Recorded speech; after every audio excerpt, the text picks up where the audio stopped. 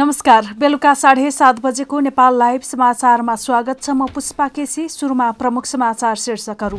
सांसदले बैठक भत्ता नलिने एजेन्डा, नेकपा स्थायी कमिटी बैठकमा प्रवेश, सरकारले गर्ने हरेक निर्णयमा भ्रष्टाचार देख्न थालिएको प्रधानमन्त्री ओलीको भनाई। नेपालमा 24 घण्टामा थप 629 जनामा कोरोना भाइरस संक्रमण, संक्रमितको संख्या 10,728 पुग्यो। 2,338 जना उपचारपछि निको। राष्ट्रिय परीक्षा बोर्डले जारी गर्यो एसईको नतिजा प्रकाशन कार्यविधि। विद्यार्थीको अन्तिम मूल्याङ्कन गर्न सम्बन्धित प्रधानाध्यापकको संयोजकत्वमा समिति गठन गर्ने र परीक्षाफल प्रकाशन नगरेसम्म गोप्य राख्नुपर्ने। स्पेनिस ला लिगा फुटबलमा बार्सिलोनाद्वारा एथलेटिको बिल्बाओ 1-0 गोल अन्तरले पराजित। इभान राकिटिकको गोलमा बार्सिलोना फेरि शीर्ष स्थानमा। र रामदेवको कोरोना औषधिको विज्ञापनमा भारत सरकारले लगाए रोक। यसबारेको वैज्ञानिक अध्ययन र सत्यताका बारेमा मन्त्रालयलाई कुनै जानकारी नभएको दावी।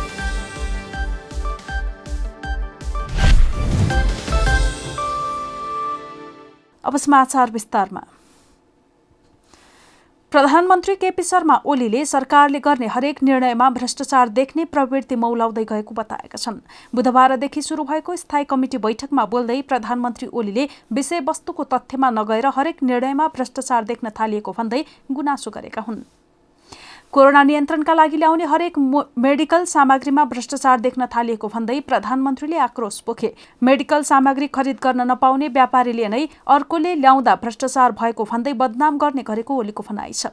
सरकारले कोरोना नियन्त्रणमा कतिपय काम राम्रा गरे पनि पार्टीका नेताहरू प्रतिरक्षा नगरेको प्रधानमन्त्री ओलीको भनाइ छ। सडकमा आउने भिडले कुनै तथ्य र प्रमाण खोज्ने भन्दा धेरै भ्रमको खेती गरेको ओलीको भनाइ छ। प्रधानमन्त्री ओलीले कोरोना संक्रमित भएका 8 मुलुक जत्तिकै आर्थिक वृद्धि नेपालले हासिल गरेको दावी गरेका छन्। यस्तै अर्का अध्यक्ष पुष्पकमल दाहाल प्रचण्डले देशमा राजनीतिक स्थायित्वसँगै आर्थिक समृद्धि हासिल गर्न पार्टी एकता गरेको बताएका थिए। सरकारका काम कारबाही प्रभावकारी नभएको भन्ने विषयमा प्रचण्डले घुमाउरो भाषामा आलोचना गरेका थिए। बैठकको पहिलो दिन अध्यक्ष ओली र प्रचण्डले मात्रै धारणा राखेको स्थायी कमिटी सदस्य देवेन्द्र पौडेलले बताए। यस्तै स्थायी कमिटी बैठकमा नागरिकता विधेयक र सांसदले बैठक भत्ता नलिने विषयले पनि प्रवेश पाएको छ। अध्यक्षद्वय ओली र प्रचण्डले तय गरेको विषयको एजेन्डा महासचिव विष्णु पौडेलले बैठकमा प्रस्तुत गरेका थिए। जारी बैठक शुक्रबार बिहान 11 बजे बालुवाटारमा बस्ने भएको छ। समयमै द्वन्द्वकालीन घटनाहरूको व्यवस्थापन गर्न नसके देश ठूलो सङ्कटमा पर्ने विज्ञहरूले चेतावनी दिएका छन्। संसदको महिला तथा सामाजिक समितिमा विज्ञहरूले संयुक्त राष्ट्रसङ्घले सम्पूर्ण गतिविधिहरू नजिकबाट नियालिरहेको उल्लेख गर्दै द्वन्द्वकालीन घटनाहरूको व्यवस्थापन समयमै गर्नुपर्ने बताएका हुन्। द्वन्द्वकालीन समयमा विभिन्न क्षेत्रका नेतृत्वकर्ताको गोप्य सूची संयुक्त राष्ट्रसङ्घले तयार गरेकाले तत्काल संक्रमणकालीन न्यायलाई टुङ्गोमा पुर्याउन नसके देश सङ्कटमा पर्ने सत्य निरूपण तथा मेलमिलाप आयोगका पूर्व अध्यक्ष डाक्टर सूर्यकिरण गुरुङले चेतावनी दिए। सुरक्षा निकायका प्रमुख, निजामती सेवाका उच्च पदस्थ अधिकारी तथा द्वन्द्वकालीन समयका राजनीतिक नेताहरू लगायत 9,000 को सूची संयुक्त राष्ट्रसङ्घले गोप्य रूपमा तयार पारेको उल्लेख गर्दै उनले समयमै संक्रमणकालीन न्यायलाई टुङ्गो लगाउन नसकिए देशमा सङ्कट आउने बताए। निजामती सेवाका उच्च पदस्थ व्यक्तिहरू, त्यतिखेरको विद्रोही दलका नेताहरू र यो प्रकारले त्यतिखेरका चाहिँ भनौँ राजनीतिक दलका नेताहरूको बारेमा संयुक्त राष्ट्रसङ्घले वेटिङ लिस्ट भन्छौँ हामीहरू 9,000 को चाहिँ उहाँहरूले चाहिँ तयार गर्नुभएको छ। र भोलिको दिनमा यो विषयलाई हामीले टुङ्ग्याएनौँ भने ठुलो सङ्कट चाहिँ आउने म देखिरहेको छु। समिति बैठकमा सांसद नारायण खतिवडाले राष्ट्रिय तथा अन्तर्राष्ट्रिय गैर सरकारी संस्थाहरूले खाटो बसेको घाउलाई निको बनाउनुको सट्टा उब्काउने काम गरिरहेको बताएका छन्। शान्ति प्रक्रिया, द्वन्द्व व्यवस्थापनलाई कसरी लगेर बिट मार्न सकिन्छ, कसरी यसलाई नाको लाउन सकिन्छ भन्ने कुरो अहिलेसम्म विज्ञबाट आएको छैन। खाटो बसेको घाउलाई कोट्याइदिएपछि रगत बग्छ, फेरि खाटो बस्नलाई समय लाग्छ। यस्तै अर्की सांसद हिरा गुरुङले जुनसुकै व्यक्ति भए पनि द्वन्द्वकालीन घटनाका दोषीहरूलाई कारबाही हुनुपर्ने बताइन्। जोसुकै होस्, राज्यको कर्मचारी होस् राजनीतिक दलहरू नै हुन्, प्रतिनिधिहरू नै, जोसुकै होस्, जोसुकैले मान्छे मारेको होस्, त्यसलाई पनि कारबाही हुनुपर्छ।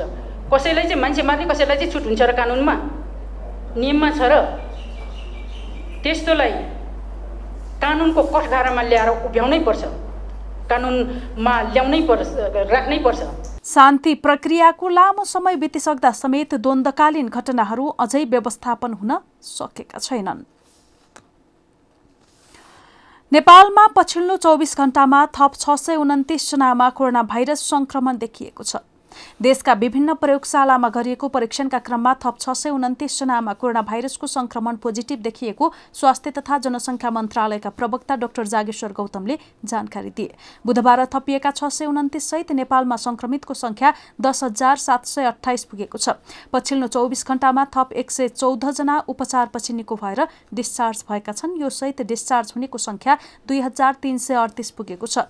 कुल संक्रमित मध्ये 24 जनाको मृत्यु भएको छ। प्रवक्ता गौतम का अनुसार हालसम्म देशका 76 जिल्लामा संक्रमण देखिएको छ। अब नेपालमा रसुवा जिल्लामा मात्र कोरोना संक्रमण देखिन बाँकी छ।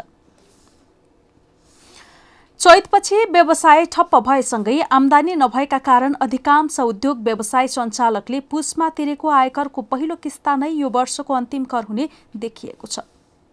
चैत 10 गते सुरु भएको लकडाउनका कारण उद्योगहरूको उत्पादन बन्द हुनुका साथै बजारबाट पैसा नउठ्दा आमदानी नभएपछि थप आयकर तिर्नु नपर्ने अवस्था आउन लागेको हो। आयकर ऐन 2058 को दफा 94 को व्यवस्था अनुसार कुनै व्यवसाय वा लगानीबाट कुनै आय वर्षमा निर्धारण योग्य आय भएको वा हुने व्यक्तिले 3 किस्तामा पुस मसान्तसम्म 40%, चैत मसान्तमा 70% र असार मसान्तमा 100% रकम तिर्नु पर्दछ। व्यवसायहरूले यस वर्षको अनुमानित आयकरको पहिलो किस्ता पुसमा तिरिसकेका छन्। दोस्रो किस्ता तिर्नु 20 दिन अघि लकडाउन भएको थियो। लकडाउन लम्बिँदै जाँदा 2 पटक कर तिर्ने समय सारिएको थियो। पछिल्लो पटक जेठ मसान्तसम्मका लागि सारिएको आयकर तिर्ने समयमा कर तिर्न आन्तरिक राजस्व विभागले सूचना प्रकाशित गरेपछि व्यवसायीले विरोध गरेपछि असार 7 सम्म मिति सारिएको थियो। सरकारले कर तिर्न प्रकाशित गरेको सूचनाको विरुद्धमा सर्वोच्च अदालतमा दायर रिट अझै विचाराधीन छ।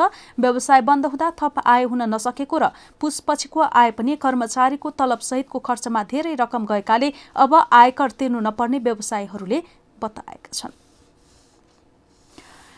राष्ट्रिय परीक्षा बोर्डले माध्यमिक शिक्षा परीक्षा एसईई कक्षा 10 को नतिजा प्रकाशन गर्न विद्यार्थी नतिजा प्रकाशन तथा प्रमाणीकरण कार्यविधि 2077 जारी गरेको छ। कोरोना महामारीका कारण लकडाउन जारी भएपछि स्थगित गत वर्षको उक्त परीक्षालाई सम्बन्धित विद्यालयको आन्तरिक मूल्याङ्कनलाई आधार बनाई नतिजा प्रकाशन गर्न बोर्डले कार्यविधि जारी गरेको हो। विद्यार्थीको आन्तरिक मूल्याङ्कनका लागि सम्बन्धित प्रधानाध्यापकको संयोजकत्वमा समिति गठन गर्ने र परीक्षाफल प्रकाशन नगरेसम्म गोप्य राख्नुपर्ने कार्यविधिमा उल्लेख छ। यसरी मूल्याङ्कन गर्दा 2076 को कुल पूर्णाङ्कको सैद्धान्तिक र प्रयोगात्मक गरी पहिलो त्रैमासिकको 10, दोस्रोको 30 र तेस्रो त्रैमासिक परीक्षाको 60% अङ्क भारदै ग्रेड निर्धारण गर्नुपर्नेछ। मन्त्री परिषदको गत जेठ 28 को बैठकले गत वर्षको अन्तिम मूल्याङ्कनका आधारमा नतिजा प्रकाशन गर्ने निर्णय गरेको थियो। कार्यविधिमा स्थानीय तहको सहजीकरणमा जिल्ला स्थित शिक्षा विकास तथा समन्वय इकाइले विद्यालयका त्यस्ता मूल्याङ्कन विवरणलाई संकलन गरी सक्कल प्रतिपरीक्षा नियन्त्रण कार्यालयलाई पठाउनु भनिएको छ। कार्यविधिमा समय तालिका भने खुलाइएको छैन। गत वर्षको कक्षा 10 को एसईई परीक्षाका लागि 4,82,219 विद्यार्थीले आवेदन दिएका थिए भने 1,995 परीक्षा केन्द्र निर्धारण गरिएको थियो। हामी नेपाल लाइभ समाचारमा छौं। अब खेल समाचार। स्पेनिस ला लिगा फुटबलमा बार्सिलोना फेरि शीर्ष स्थानमा उक्लिएको छ। मंगलबार राति भएको खेलमा घरेलु टिम बार्सिलोनाले एथलेटिको बिल्बाओलाई 1-0 गोल अन्तरले पराजित गरेको हो। बार्सिलोनाको जितमा इभान रिकेटिकले गोल गरे। उनकै एकमात्र गोलमा बार्सिलोना रियल म्याड्रिडलाई पछि पार्दै लिगको शीर्ष स्थानमा उक्लिएको हो।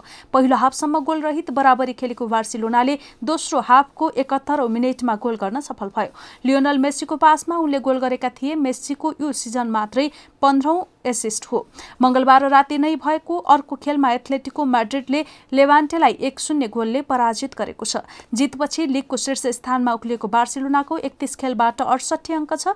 पराजित एथलेटिको बिल्बाओ भने लिगको 10औं स्थानमा छ।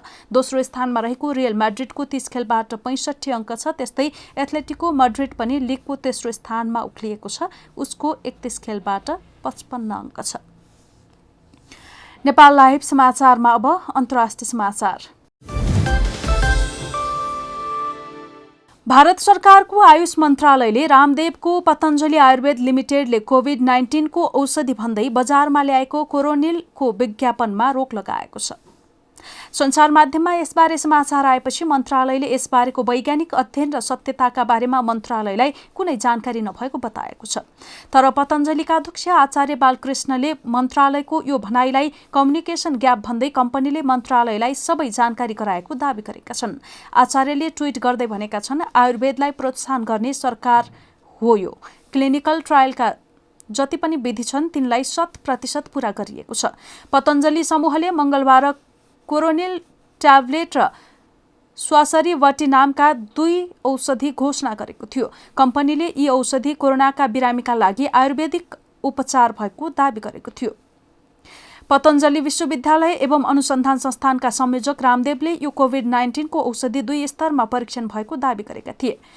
कोरोनाको औषधि भनी घोषणा गरिएको केही घण्टामै आयुष मन्त्रालयले पतञ्जलि आयुर्वेद लिमिटेडसँग यसको प्रयोगबारे तत्काल बताउनु भनेको थियो। मन्त्रालयले पतञ्जलिलाई नमुनाको आकार, स्थान, अस्पताल जहाँ अध्ययन गरिएको हो र आचार संहिता समितिको अनुमतिका बारेमा विस्तृत विवरण माग गरेको थियो। मन्त्रालयले यसबारेमा पतञ्जलिलाई सूचना दिएको र हाललाई यसको विज्ञापनमा रोक लगाएको जनाएको छ। नेपाल लाइभ समाचार सकिएको छ। समाचारको अन्त्यमा प्रमुख समाचारका शीर्षकहरू फेरि एकपटक। सांसदले बैठक भत्ता नलिने एजेन्डा, नेकपा स्थायी कमिटी बैठकमा प्रवेश, सरकारले गर्ने हरेक निर्णयमा भ्रष्टाचार देख्न थालिएको प्रधानमन्त्री ओलीको भनाई। नेपालमा 24 घण्टामा थप 629 जनामा कोरोना भाइरस संक्रमण, संक्रमितको संख्या 10,728 पुग्यो। 2,338 जना उपचारपछि निको। राष्ट्रिय परीक्षा बोर्डले जारी गर्यो एसई को नतिजा प्रकाशन कार्यविधि। विद्यार्थीको अन्तिम मूल्याङ्कन गर्न सम्बन्धित प्रधानाध्यापकको संयोजकत्वमा समिति गठन गर्ने र परीक्षाफल प्रकाशन नगरेसम्म गोप्य राख्नुपर्ने। स्पेनिस ला लिगा फुटबलमा बार्सिलोनाद्वारा एथलेटिको बिल्बाओ 1-0 गोल अन्तरले पराजित। इभान राकिटिकको गोलमा बार्सिलोना फेरि शीर्ष स्थानमा। र रामदेवको कोरोना औषधिको विज्ञापनमा भारत सरकारले लगाए रोक। यसबारेको वैज्ञानिक अध्ययन र सत्यताका बारेमा मन्त्रालयलाई कुनै जानकारी नभएको दावी। नेपाल लाइभ समाचार आज यति नै। हाम्रा सबै कार्यक्रम युट्युब, फेसबुक, ट्विटर र हाम्रो वेबसाइट नेपाललाइभ.com मा पढ्न र हेर्न सक्नुहुनेछ। नमस्कार।